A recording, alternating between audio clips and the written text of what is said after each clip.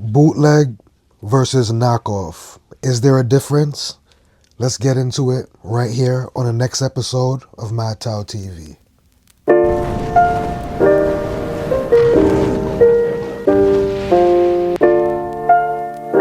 Greetings, family. Welcome back to another episode of Mad Tao TV with your host, King Fire, aka The Fresh King. Today, family, I want to talk about a subject that I feel like gets overlooked or doesn't get speak about enough. What's the difference between bootleg and a knockoff? I have this Elmo Sport shirt here as a perfect example.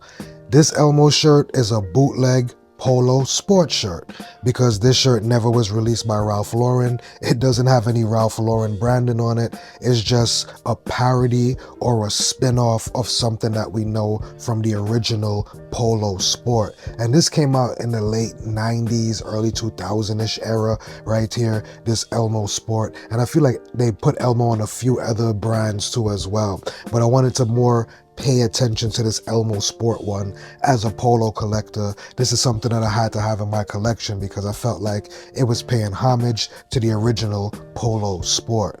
Now there's a big difference between this bootleg and a knockoff. We can even see on the back of this t-shirt here, family, they have Elmo Sport. And we know that the original thing is polo sport with the flag.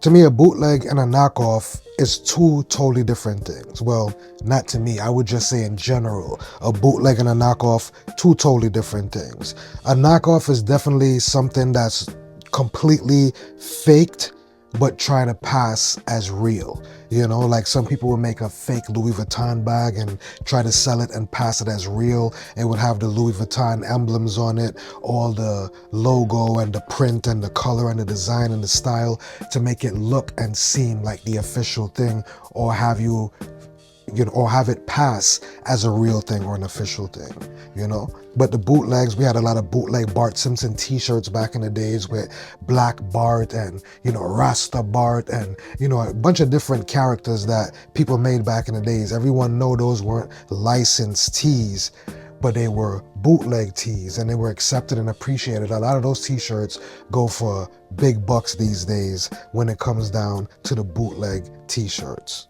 I'm not sure who's the original artist, designer, or creator of this Elmo Sport t-shirt, but I feel like the person definitely came from the era of recognizing the popularity of polo sport of that time and taking that popular thing and turning it into a parody with a character that I feel like we all know and love or had some kind of affinity for, or maybe not, but it was Elmo